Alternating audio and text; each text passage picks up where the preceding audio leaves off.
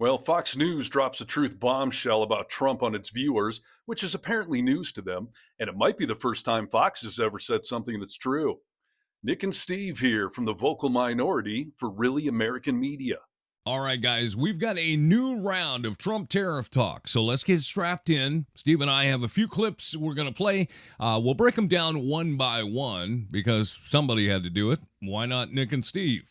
Hey, the self-inflicted wound that is our new global trade war is quickly moving from the F around phase to the find out phase, as Fox News had this to report today. There's an item in the New York Post that we all have in front of us. It's an exclusive story, and it talks about how with these 104% tariffs that went into effect, we think that China is going to have to pay for it, but it tells a story of a special needs toy importer. And when the tariffs went into effect at midnight, his tariff, he's been paying a tariff because he gets stuff from China, $26,000 a year. His tariff bill went from $26,000 at midnight to $346,000. And that's money he's going to have to come out of his pocket. It sounds like he's going to have to go ahead and close down part of his business. Yes, he's going to have to close down part of his business, the part that makes him money. And Nick, did you catch the part about this being a special needs toy importer? So Trump is now literally Ebenezer Scrooge, sticking it to Tiny Tim as he hobbles around looking for some crumbs to eat. And speaking of things that are painful to watch, I hope you caught the painful look on the faces of all the Fox News hosts as they read a story that they know damn well is going to lead to Trump throwing more ketchup on the White House walls. And Nick, I know how much you love that. I hope Ryan Kilmeade doesn't have any tattoos, or he's going to end up in a Venezuelan prison by nightfall. But hey, you can't make an omelet without breaking a few small business owners. And let's be clear about this, Steve. This is not some lefty blog they're reading this from. This story came from the New York Post, a paper that generally leans to the far right. Fox News reporting, and even they're showing these tariffs are crushing small businesses. This guy imports special needs toys. He's not dealing in luxury yachts or TVs. This is someone who serves a real need. And overnight, his tariff bill went from $26,000 to $346,000. It's not a policy win. That's financial execution. And let's be honest, economists, Democrats, hell, even Republicans have been warning people about this since 2016.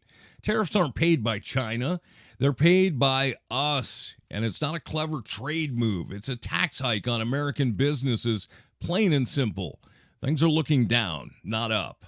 I don't want anything to go down, but sometimes you have to take medicine to fix something. Yeah, I don't think Trump knows what medicine is or what it's supposed to do. Generally, when you're sick, medicine is what makes everything better, not worse. But hey, Trump warned us all we'd be feeling some pain while he breaks our economy. Problem is, he's not feeling any pain. He gets to go home to a mansion regardless. The pain that he's willing to inflict is on everyday Americans, including the people that voted for him. But the joke's on all of us. And he seems to think that tariffs on China are like someone at a Dave Matthews concert. The higher they are, the better. Right. So here's Trump trying to spin the economic body blow as if it's some tough love medicine. It's going to make us all stronger. But here's the problem, right? Medicine is supposed to help you. It might taste bad going down, but it leads to recovery. This is like giving chemotherapy to someone with a cold.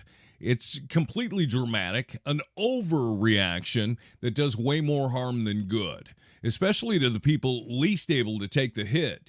And let's not pretend like Trump is some kind of economic surgeon here. This isn't targeted. It's a political stunt dressed up as strategy. And he's some back alley surgeon just making things up as he goes along. The higher the tariff, the more you're going to put on the value of that piece, those goods, the higher people are going to have to pay in shops. Ready? The higher the tariff, the more likely it is that the company will come into the United States and build a factory in the United States so it doesn't have to pay the tariff. That will take many, as you know, that will take many years. Yeah, in theory, maybe. But even if you believe that's how this works, we're talking about a years-long process. Factory planning, construction, hiring. It takes time, dude. Small businesses just don't have the luxury of waiting around for some big manufacturing renaissance. These tariffs hit now, and they hit hard. Most of these folks won't survive long enough to see the Made in America boom that Trump keeps promising. Yeah, of course, it's going to take years to move all manufacturing to America. That's assuming there's still an America left standing by then. And this is the entire problem, Nick. Someone can literally tell Trump to his face that he's wrong, and he refuses to believe it. Talking to him is like talking to a wall, a very racist and ignorant wall. And yes, things have gotten so bad so quickly that even Fox News has to talk about it. So why doesn't this greedy special needs toy guy take King Trump's advice and just get all of his stuff from America? He tried to make the toys in the United States, but the tariff on that, his most popular item, went from $0 to $17 at midnight. And what he told the New York Post is people don't understand the tariff situation. They think just foreign countries are paying for the tariffs. That's not true. Half of the tariffs are being paid for by U.S.-based companies. Yeah. So when you look at the big numbers and they look good, just remember that according to this guy, half of the small businesses and half of the tariffs are being paid by Americans. Well, this right here, this is exactly what we have been trying to tell Republicans, the MAGA loyalists, the Trump voters, ever since he ran the very first time. You can slap a flag on a box and yell America first all day long. It doesn't magically erase economics. This guy tried to make his toys here. He wanted to do it the so-called right way. And instead of getting help, he got completely hammered. Costs went from $0 to $17 overnight for his best-selling toy. That means higher prices, struggling businesses, and fewer jobs in the end. The only people winning here are the ones cashing in on all this chaos. I love the part where Steve Ducey says, according to this guy, Americans have to pay for these tariffs. Yeah, and according to every expert on the topic as well. It's no wonder this is all news to the Fox audience, as they've been living in a bubble where facts don't matter, and nobody wants to tell Trump that he doesn't understand basic business. It's hard to believe that Trump has gone bankrupt so many times. Oh, wait, that actually makes total sense. It's not like Trump ever claimed that he knows exactly what he's doing. I know what the hell I'm doing. I know what I'm doing. And you know what I'm doing, too. That's why you vote for me. You sure about that, dude? I mean, this is the guy who bankrupted casinos. Casinos! It's like losing money selling water in the desert. He's left a trail of failed businesses and unpaid contractors. If there's one thing that Donald Trump knows, it's definitely not how to run something successfully without crashing it into the ground.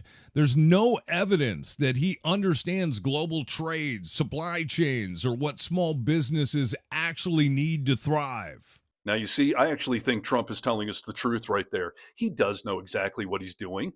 He's tanking the stock market on purpose so he and his billionaire buddies can swoop in and buy low and sell high. And if you don't believe that, you must be high, which I can't blame you for. Who wants to be sober for any of this? I'm Donald Trump, and I approve this message. And we also approve this message. We're Nick and Steve from the vocal minority for Really American Media.